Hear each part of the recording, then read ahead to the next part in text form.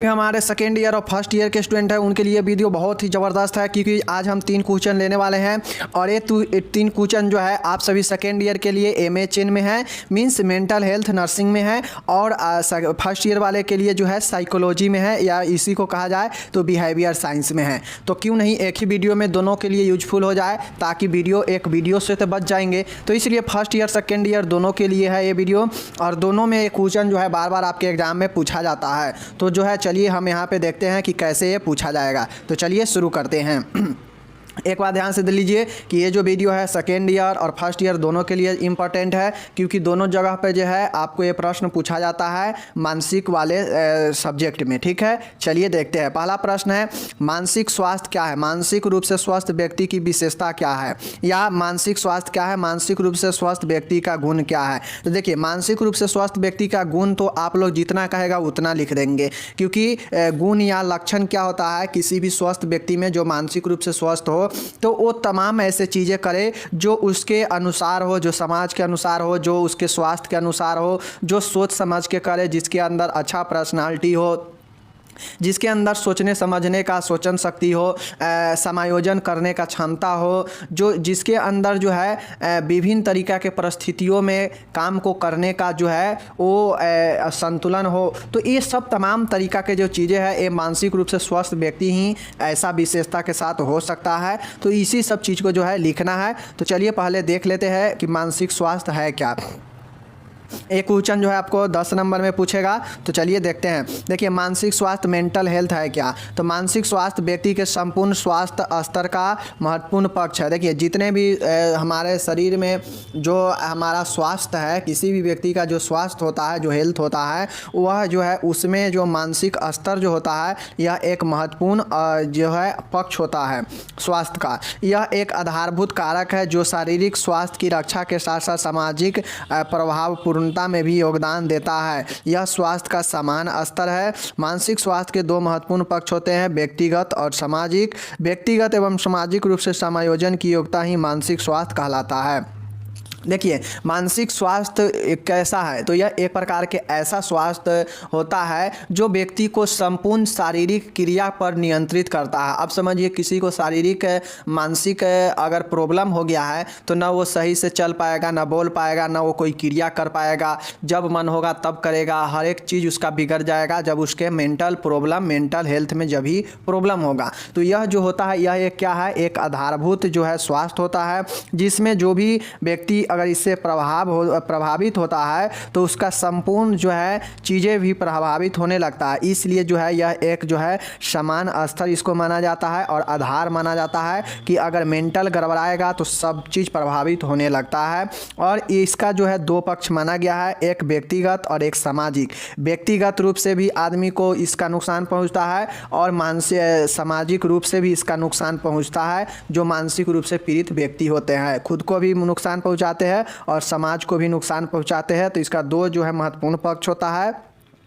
अगर ये दोनों पक्ष बेटर करता है, मतलब उसका जो मानसिक स्वास्थ्य है बेटर है, तो इसलिए जो है व्यक्तिगत और सामाजिक रूप से समायोजन की योग्यता ही मानसिक स्वास्थ्य कहलाता है। देखिए, मानसिक स्वास्थ्य एक ऐसा स्वास्थ्य है जिसमें व्यक्ति अपने मानसिक क्रिया को संपूर्ण समायोजन, संपूर्ण संतुलन के साथ जो है वो समायोजन बैठा पाता है। वही जो है वो क्या होता है, मानसिक स्वास्थ्य होता है। चाहे वो व्यक्तिगत उसका खुद का क्यों ना हो, चाहे वो सामाजिक रूप से क्यों ना हो, वो उसके अंदर अगर समायोजन का क्षमता है, योग्यता है, तो वही जो है मानसिक स्वास्थ्य कहलाता है। समझ गए मानसिक स्वास्थ्य क्या है?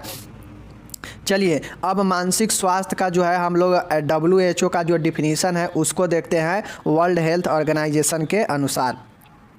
WHO के अनुसार मानसिक स्वास्थ्य व्यक्ति की वह क्षमता होता है जिसके द्वारा वह दूसरों से सुसंगत संबंधों का निर्माण करता है एवं अपने सामाजिक, आध्यात्मिक, भौतिक परिवेश में परिवर्तनों में भाग लेता है। देखिए, विश्व स्वास्थ्य संगठन ने कहा कि मानसिक स्वास्थ्य एक ऐसा स्वास्थ्य होता है कि जो मानसिक स्वास्थ्य व्यक्ति की वह क्षमता होता है जिसमें वह जिसके द्वारा वह क्या करता है कि किसी दूसरे के साथ जो है अच्छे संबंध का निर्माण करता है, समायोजन बनाता है, सामाजिक रूप से, आध्यात्मिक रूप से और भौतिक परिवेशों में वो परिवर्तन करता रहता है, चेंजेज में भाग लेता है। यही जो चीज़ें हैं वो क्या होता है, मानसिक स्वास्थ्य होता है। मानसिक स्वास्थ्य क्या होता है कि कोई व्यक्ति है, अगर उसका मानसिक स्वास्थ्य अगर अच्छा है तो वो जो है क्या करेगा, सभी के साथ समायोजन बैठा पाएगा, संतुलित कार्य करेगा, उसके अंदर जो है मैच्योरिटी रहेगी, सोच समझ के कार्यों को करेगा, उसके अंदर संपूर्ण सामाजिक, आध्यात्मिक और भौतिक परिवेश में परिवर्तनों में भाग लेने का उसके अंदर जो है अनुभव होता है और वो जो अच्छे से कर पाएगा। तो ये जो है वर्ल्ड हेल्थ ऑर्गेनाइजेशन ने कहा, और वो क्या करता है, अच्छे संबंधों का निर्माण भी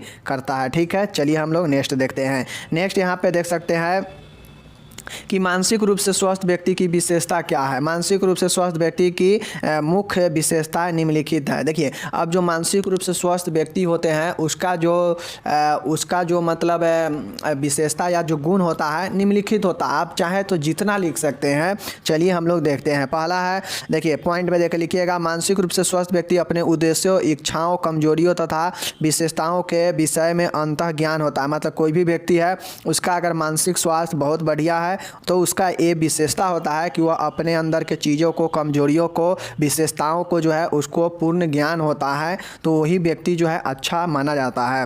वह अपने व्यवहार का वास्तविक मूल्यांकन कर सकता है और अपनी कमियों और कमजोरियों को स्वीकार कर सकता है। देखिए, एक अच्छा और एक अच्छे मानसिक वाला व्यक्ति वही माना जाता है कि उसके अंदर कोई कमियां है, कोई त्रुटि है, तो उसे वो स्वीकार करता है कि हाँ हमने ये गलती किया है। बट जिसका मानसिक प्रॉब्लम रहेगा, विचलित रहेगा, तो वो कभी भी स्वीकार नहीं करेगा कि हाँ हमने ये गलती, ये त्रुटि किया है। तो ये सब चीज़ें होता है।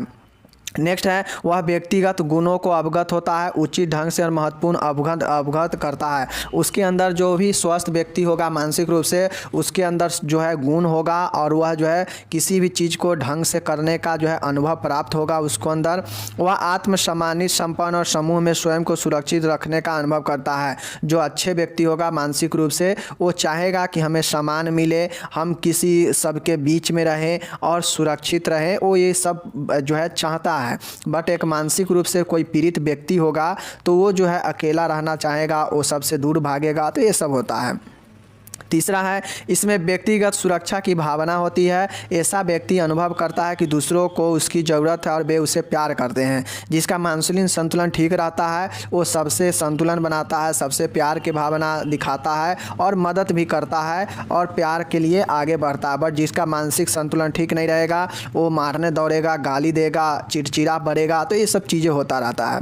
चौथा है, उसे अपने जीवन में सफलता का विश्वास होता है। और जो व्यक्ति स्वस्थ होता है मानसिक रूप से, उससे अपने पर विश्वास होता है, सफलता पे उसे विश्वास होता है कि वह जो भी काम करेगा उसे अच्छे ढंग से करेगा।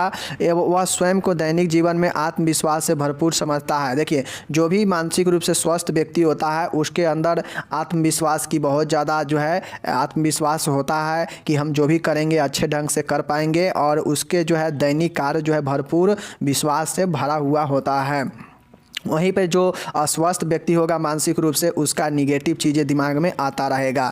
नेक्स्ट है, मानसिक रूप से स्वस्थ व्यक्ति अन्य लोगों के साथ समायोजन कर सकता है। मानसिक रूप से जो स्वस्थ व्यक्ति होते हैं वो किसी के साथ जो है मिलजुल कर रह सकता है। बट जो अस्वस्थ व्यक्ति होगा वो ऐसा नहीं करेगा, जैसे पागल व्यक्ति।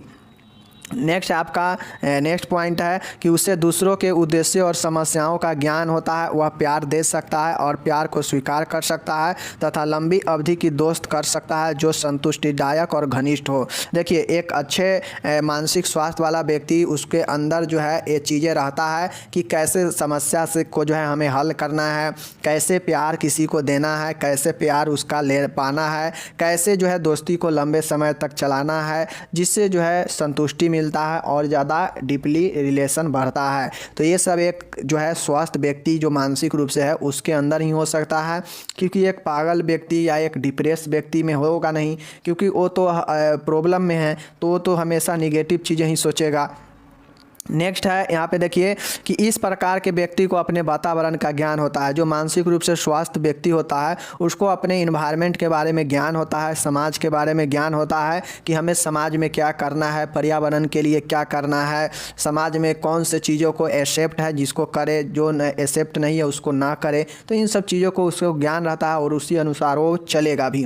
वह भी जानता है कि उसे किन लोगों से संबंध रखना पड़ेगा। वह वास्तविकता का तर्कसंगत और उचित ढंग से सामना करता है और उसके सामने कोई भी समस्या आएगा तो उसको उचित ढंग से क्या करेगा, उसको निपटारा करने का उसके अंदर क्षमता होगा। किसके अंदर? एक मानसिक रूप से स्वस्थ व्यक्ति के अंदर, जबकि अस्वस्थ व्यक्ति में ये सब नहीं होता है। ठीक है। सातवां है मानसिक रूप से स्वस्थ व्यक्ति का अपना ही जीवन दर्शन होता है जो उसके दैनिक जीवन में कार्यों को अर्थ और उद्देश्य देता है। देखिए, जो मानसिक रूप से स्वस्थ व्यक्ति होता है उनका अपना एक गोल होता है, लक्ष्य होता है, जिससे उसको जो है दैनिक जो है आगे बढ़ने के लिए प्रेरित करता है। तमाम तरीका का स्वस्थ व्यक्ति का लक्षण होता है, सबके साथ मिलजुल कर समायोजन, सभी कार्यों को करने का क्षमता, किसी के साथ जो है लड़ाई झगड़ा से बचना, प्यार से बातें करना, प्यार बढ़ाना, घनिष्ठ दोस्त करना, ये सबके साथ जो है समान व्यवहार करना, अपने अंदर को आत्मविश्वास को जगाना, अपने अंदर के त्रुटियों को देखना, ये सब एक सिर्फ और सिर्फ अच्छे स्वास्थ्य वाले, अच्छे मानसिक स्वास्थ्य वाले व्यक्ति ही कर सकते हैं। बाकी जो पागल व्यक्ति या बाकी जो टेंशन डिप्रेस वाला व्यक्ति होगा वो तो जो है निगेटिव भी सोचेगा बहुत सारा। ठीक है, समझ गए कि मानसिक रूप से स्वस्थ व्यक्ति का क्या गुण या लक्षण होगा, हम लोग देख चुके हैं। अब चलिए हम लोग यहाँ पे देखते हैं एक क्वेश्चन ऊपर वाला जो देखे हैं फर्स्ट ईयर में भी है, सेकेंड ईयर में भी है। इसी प्रकार से राष्ट्रीय मानसिक स्वास्थ्य कार्यक्रम के बारे में लिखिए, मीन्स NMHP के बारे में लिखिए। तो ये जो है नेशनल मेंटल हेल्थ प्रोग्राम, इसके ऊपर हम लोग लाइव क्लास में डिस्कस भी किए थे, फर्स्ट ईयर वाले के लिए, सेकेंड ईयर वाले के लिए। तो आज हम लोग इसका थियोरिकल भी देख लेते हैं। चलिए, दोनों के लिए इम्पोर्टेंट है, पूछता है बार बार। भारत में लोगों के मानसिक स्वास्थ्य को समान व उन्नत बनाने में एवं मानसिक रोगों से बचाने के लिए राष्ट्रीय मानसिक स्वास्थ्य कार्यक्रम को वर्ष 1982 में शुरू किया गया। देखिए, जो मानसिक स्वास्थ्य कार्यक्रम है ये जो है NMHP, ये 1982 में जो है शुरू किया गया इसको। और ये जो है क्यों शुरू किया गया, तो ये जो राष्ट्रीय मानसिक स्वास्थ्य कार्यक्रम है ये इसलिए शुरू किया गया क्योंकि राष्ट्रीय स्तर पर मानसिक स्वास्थ्य को जो है बेहतर बनाया जा सके और उन्नत और विकसित किया जा सके, और जो है लोगों के बीच में मानसिक रोगों के प्रति जो अवधारणा है, जो गलत धारणा बैठा हुआ है, उससे दूर करके और अच्छे स्वास्थ्य जो है, उन्नत स्वास्थ्य जो है लोगों के बीच में देना, ये इस कार्यक्रम का जो है मुख्य थीम था, जो है 1982 में जो है क्या किया गया, शुरू किया गया। समझ गए। चलिए, अब आपसे पूछेगा कि मानसिक स्वास्थ्य जो है वो इसका क्या उद्देश्य है, राष्ट्रीय मानसिक स्वास्थ्य कार्यक्रम का क्या ऑब्जेक्टिव्स है, बताइए NMHP का क्या ऑब्जेक्टिव है। तो देखिए, देश के सभी नागरिक विशेषकर ग्रामीण, कमज़ोर और असक्षम एवं आदिवासी समाज में न्यूनतम मानसिक स्वास्थ्य सेवा को लागू करना। देखिए, इस सेवा का उद्देश्य था इस कार्यक्रम का कि जो गरीब है, जो ग्रामीण, जो आदिवासी है, जो बहुत कमज़ोर है, उनके बीच में जो है मानसिक स्वास्थ्य को क्या करना, बढ़ावा देना और उसे बेटर बनाकर लागू करना, इसका जो है उद्देश्य था। दूसरा है कि मनोस्नाविक विकारों की चिकित्सा और निवारण करने के साथ इनमें उत्पन्न अक्षमताओं को सुधारना एवं ठीक करना। मतलब कोई भी मानसिक विकार, कोई भी मानसिक समस्या अगर आता है तो इसमें बताया गया कि इसका चिकित्सा करके, निवारण करके और इनके जो अक्षमता है उसको क्षमता में बदला जाएगा और सुधार करके ठीक करना जो है इसका क्या करने लक्ष्य किया गया मानसिक रोगियों के लिए। समझ गए। नेक्स्ट है कि मानसिक स्वास्थ्य सेवाओं के विकास में सामुदायिक सहभागिता को प्रोत्साहित देना। अब ये जो था मानसिक स्वास्थ्य सेवा, इसमें जो है क्या किया गया कि जो सामुदायिक सहभागिता है उसको बढ़ाना, मतलब लोगों के बीच में ये चीज़ें विश्वास पैदा करना कि हाँ, मानसिक स्वास्थ्य भी एक ऐसा रोग है जो कि बहुत ही आदमी को प्रॉब्लम में डाल सकता है, इसलिए इसे ठीक कराना ज़रूरी है और ये ठीक भी हो सकता है। इसके लिए जो है लोगों को प्रोत्साहित करना और इसको विकास को और ज़्यादा बढ़ाना, ये यहाँ पे लक्ष्य, ये सब उद्देश्य रखा गया था। नेक्स्ट है व्यापक स्वास्थ्य देखभाल। देखिए, व्यापक स्वास्थ्य देखभाल सामाजिक विकास में मानसिक स्वास्थ्य को अपनाना। देखिए, ये जो था इसका उद्देश्य था इसका उद्देश्य था कि जो व्यापक तौर पे है एक्सटेंडेड करके इस हेल्थ केयर को सामाजिक विकास में मानसिक स्वास्थ्य ज्ञान को अपनाना, मतलब जो समाज में जो हमारा जो देखभाल है हेल्थ का, उसमें मानसिक स्वास्थ्य के विकास को कैसे आगे बढ़ाया जाए इसके बारे में बताना इस सब का उद्देश्य है। नॉर्मली इसका उद्देश्य यही था कि चाहे वो कोई योजना कार्यक्रम हो, चाहे शिक्षा हो, चाहे लोगों के बीच में बीमारियों को दूर भगाने के लिए कुछ भी करना हो, ये सब इस कार्यक्रम में उद्देश्य को रखा गया। मानसिक स्वास्थ्य से पीड़ित लोगों के लिए जो ये चीज़ें इसमें उद्देश्य में लिखिएगा, ठीक है। चलिए अब इसका जो है क्रियान्वित के इसका करने के अंतर्गत जो है क्या क्या चीज़ें होता है, मतलब जो NMHP है इसके अंदर क्रियान्वित करने के अंतर्गत इसके अंदर मतलब जो क्रियान्वित किया गया, क्या क्या किया जाता है। नेशनल मानसिक मेंटल हेल्थ प्रोग्राम, मतलब राष्ट्रीय मानसिक स्वास्थ्य कार्यक्रम में क्या क्या चीज़ें जो है किया जाता है।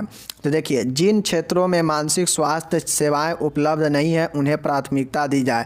अब वैसे इसमें क्रियान्वयन ये किया जाता है इस प्रोग्राम में कि वैसे क्षेत्रों को जो है प्राथमिकता देना जहां पे मानसिक स्वास्थ्य सेवा मेंटल हेल्थ सर्विस उपलब्ध नहीं है।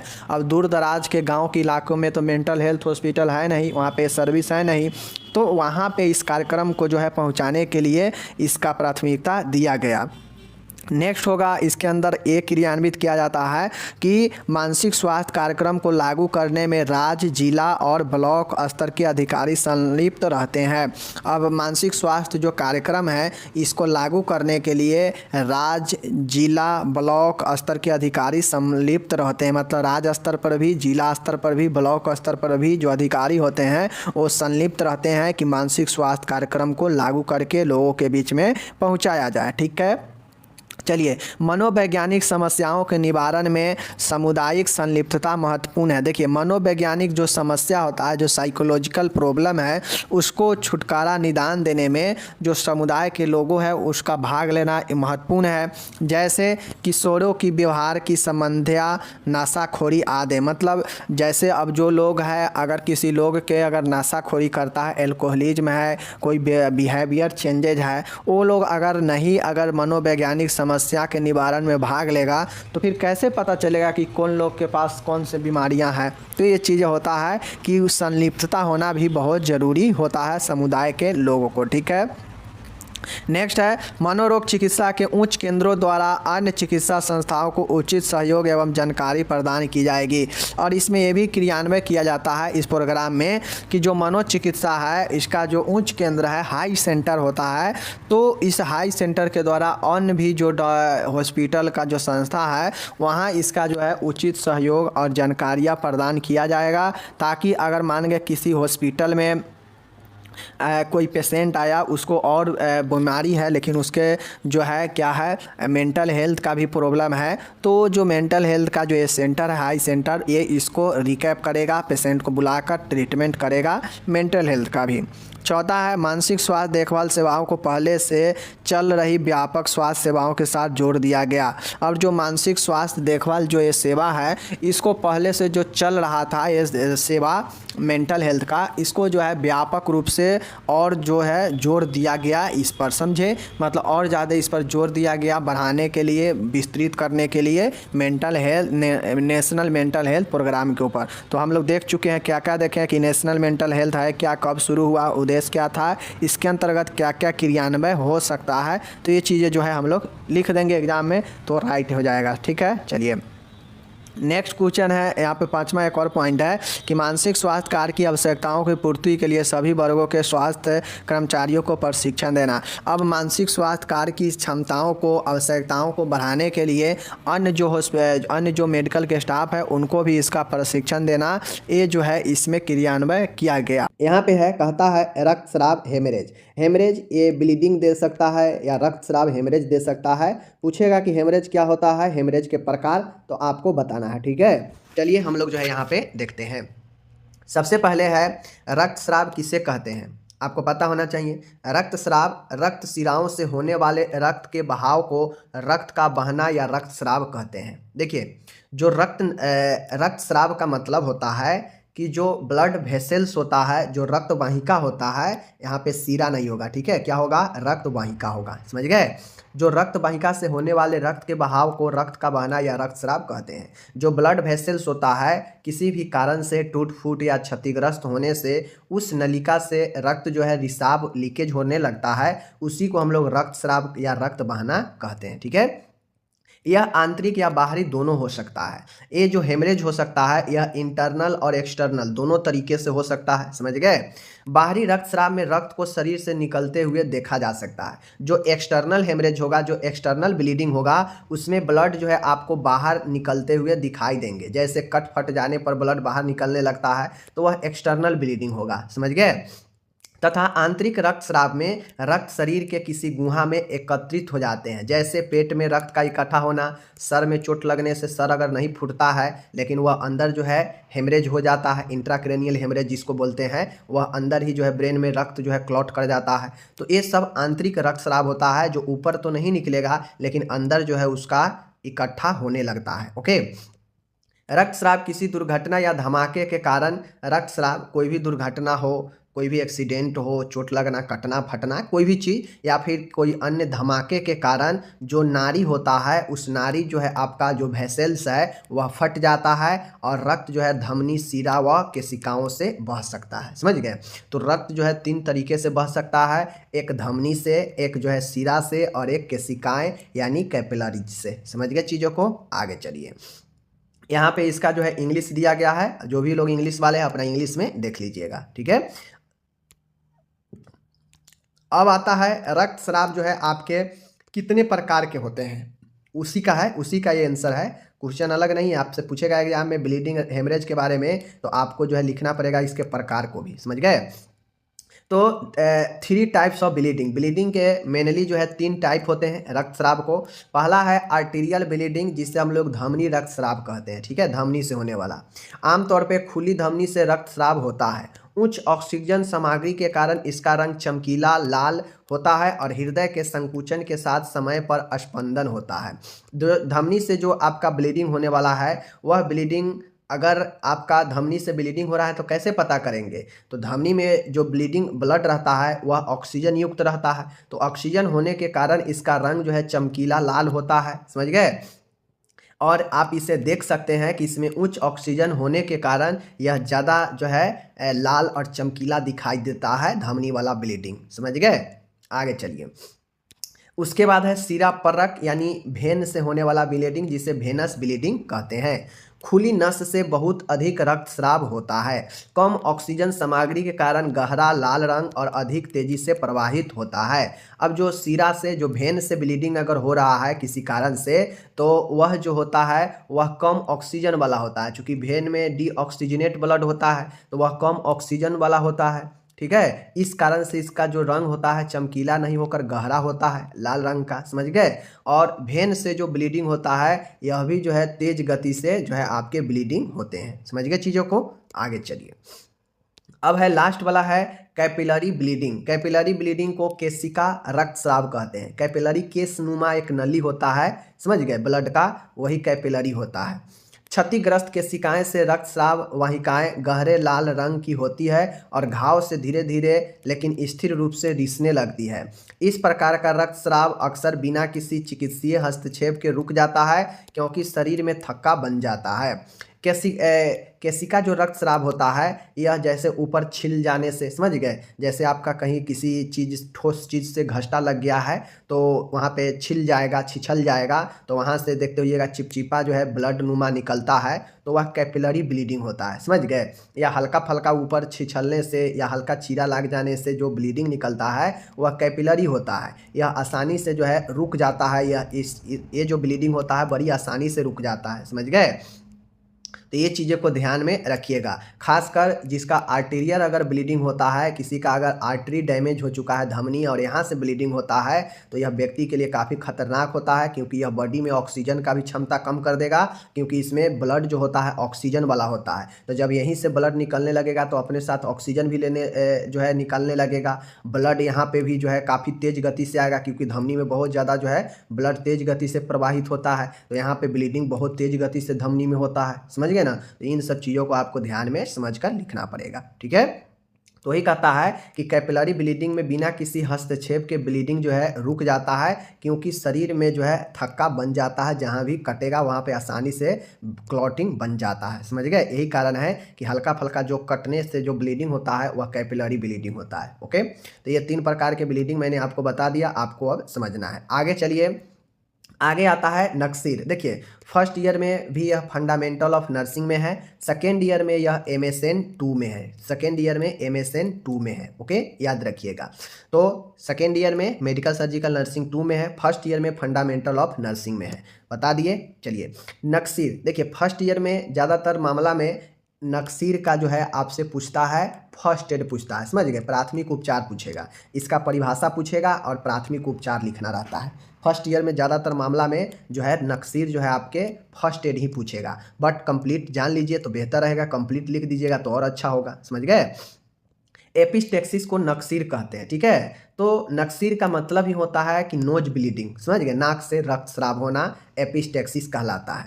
नाक के अंदरूनी सतह इंटरनल सरफेस से रक्तस्राव होना ही नक्सीर कहलाता है। माय डियर, नक्सीर का मतलब होता है कि नाक के जो इंटरनल सरफेस होता है, अंदरूनी जो सतह होता है, वहाँ से अगर ब्लीडिंग हो रहा है, रक्तस्राव हो रहा है, तो उससे हम लोग नक्सीर एपिस्टेक्सिस कहते हैं। कोई दिक्कत नहीं, समझ गए। चलिए कारण क्या हो सकता है नक्सीर होने का, तो नक्सीर होने का बहुतों कारण हो सकता है। जैसे आपका एक्सेसिव हीट, बहुत ज़्यादा गर्मी होने पर आपका जो नाक है, नाक का अंदरूनी सतह ड्राई होगा, सूखा पड़ेगा, जिससे ब्लीडिंग होता है। हाइपरटेंशन, बहुत ज़्यादा उच्च रक्तचाप होने पर भी ब्लीडिंग नाक से होने लगता है, समझ गए। नजल ट्रॉमा, नाक में चोट लगने से भी ये चीज़ें नजल ब्लीडिंग हो सकता है, समझ गए ना। कोई ऐसे केमिकल से आपको रिएक्शन भेने एलर्जी है तो उससे भी हो सकता है नोज ब्लडिंग, समझ गए। यह अनुवांशिक भी हो सकता है, समझ गए। कोई ब्लड वाला जो जैसे हीमोफीलिया है, तो इसमें अगर हेरिडेटरी रोग है ब्लड से संबंधित तो नक्सीर हो सकता है, नाक से ब्लीड आने लगेगा।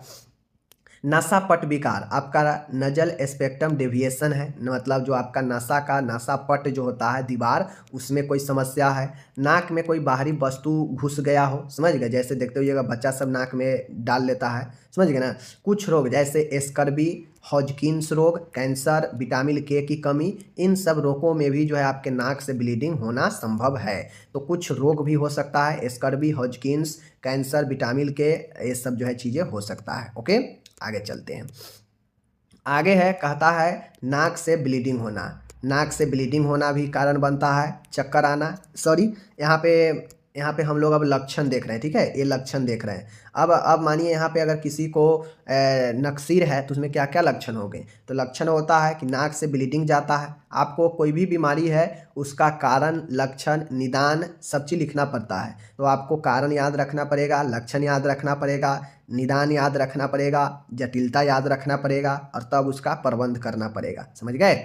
आगे चलिए, यहाँ पे है लक्षण। देखिए लक्षण में जब नोज ब्लीडिंग है तो नाक से तो ब्लीडिंग होगा ही होगा। अब जब नाक से ब्लीडिंग होता है तो व्यक्ति का जो स्टेबिलिटी होता है गड़बड़ा जाता है, चक्कर आने लगता है, समझ गए।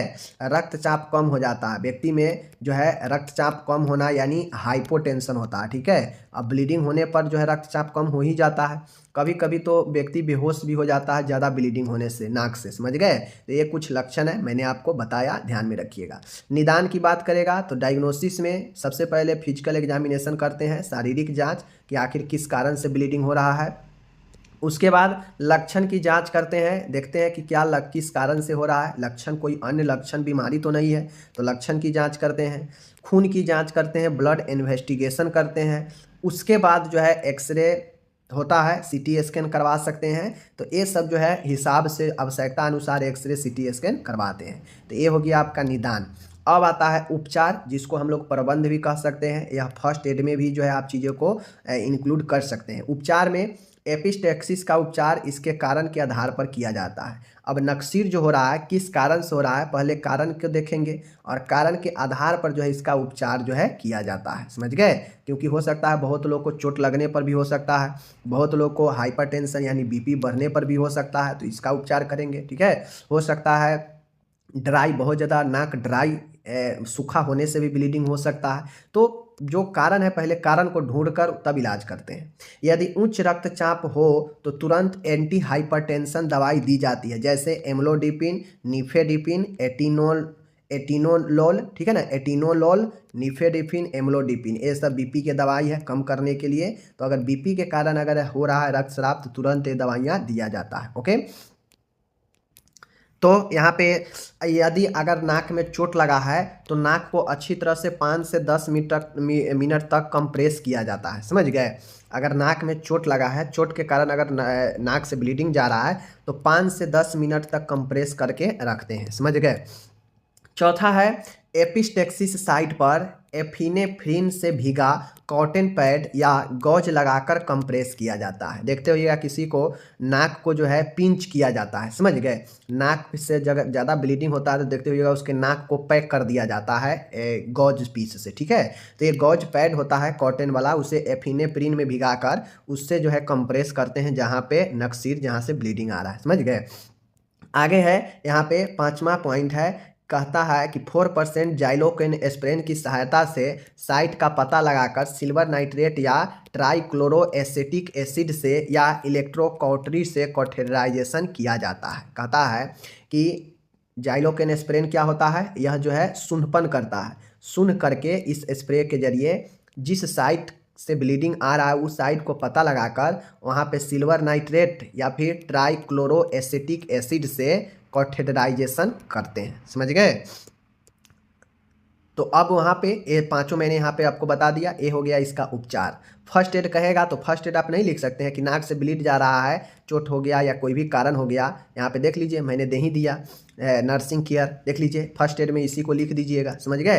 रोगी को नक्सीर के समय ऊपर मुंह नहीं करने के लिए कहना चाहिए, रोगी को सीधा बैठाकर रखना चाहिए। ऊपर मुंह करेगा तो क्या होगा कि जो ब्लीड बाहर आ रहा है वह ब्लीड क्या होगा, अंदर चला जाएगा। तो इसलिए जो है मुंह जो है ऊपर नहीं करने के लिए कहना चाहिए, रोगी को सीधा बैठाना चाहिए, समझ गए। नाक से ब्लड आने पर नजल पैकिंग करनी चाहिए, वही नजल पैकिंग जो है कॉटन पैड से लगाकर करनी चाहिए। यदि उपलब्ध हो तो आइस पैक भी अप्लाई करनी चाहिए, अगर उपलब्ध है तो आइस पैक भी कीजिए। आगे है रोगी को रक्तचाप भी मापना चाहिए, हो सकता है ब्लड प्रेशर बढ़ने से हो रहा हो।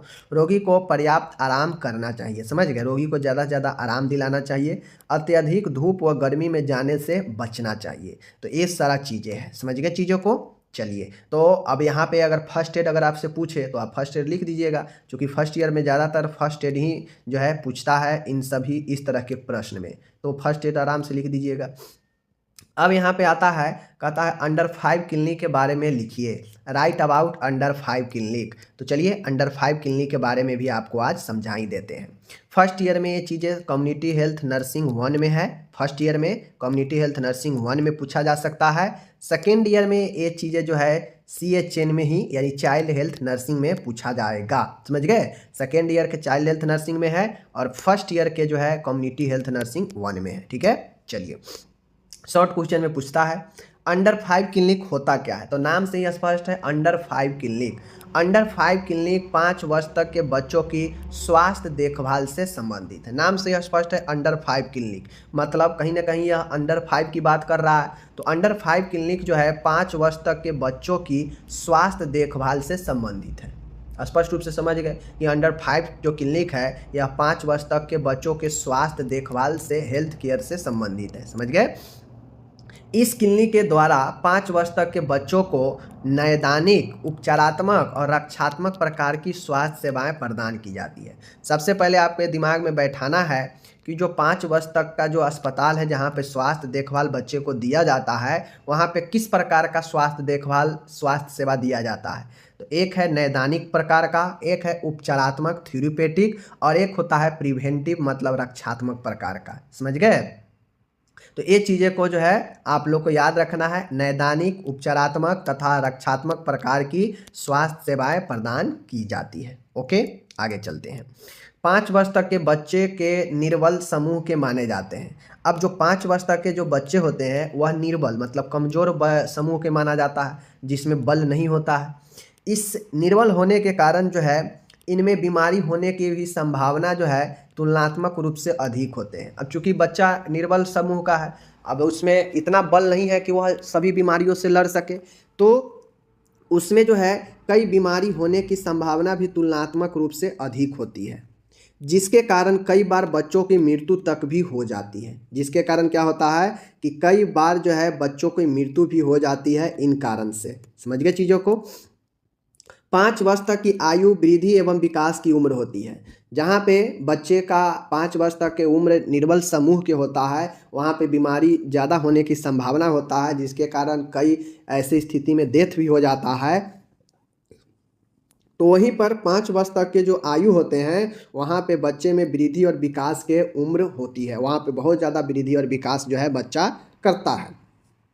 अंडर 5 क्लिनिक द्वारा इस उम्र समूह के बच्चों को बेहतर स्वास्थ्य सेवाएं प्रदान कर उनमें इन जानलेवा बीमारियों की रोकथाम की जाती है।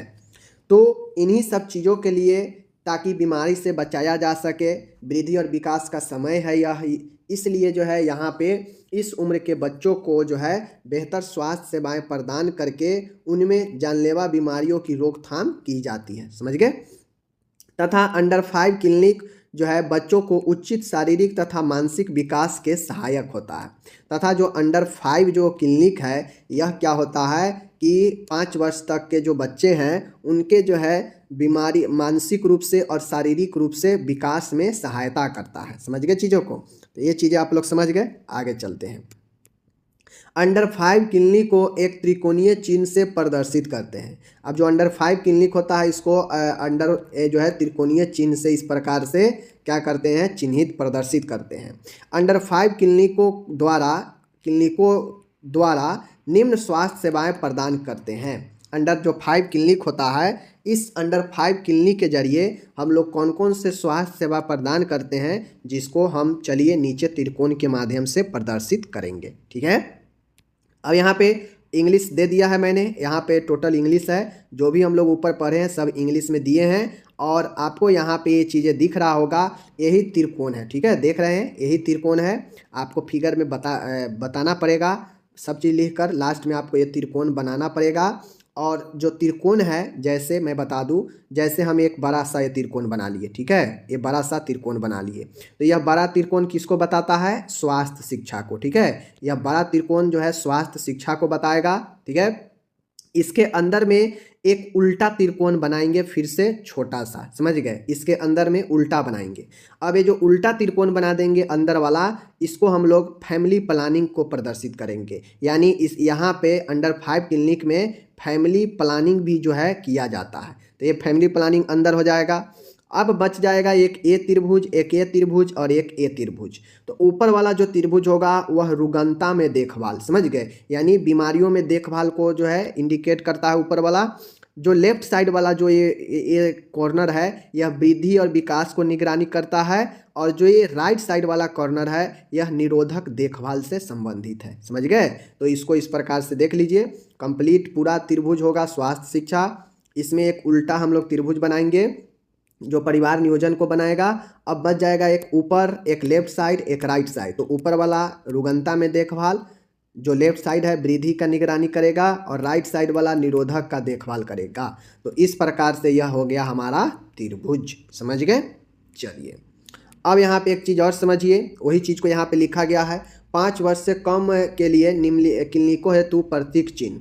अब आपको समझना है, पहले आता है रुग्णता में देखभाल, केयर इन इलनेस। ठीक है, रुग्णता में देखभाल, प्रिवेंटिव केयर, निरोधक देखभाल, वृद्धि मॉनिटर करना, स्वास्थ्य शिक्षा, परिवार नियोजन। यही जो है 5 जो है आपको याद रखना है। ठीक है, यही 5 जो है सेवा इसके अंदर दिया जाता है। समझ गए।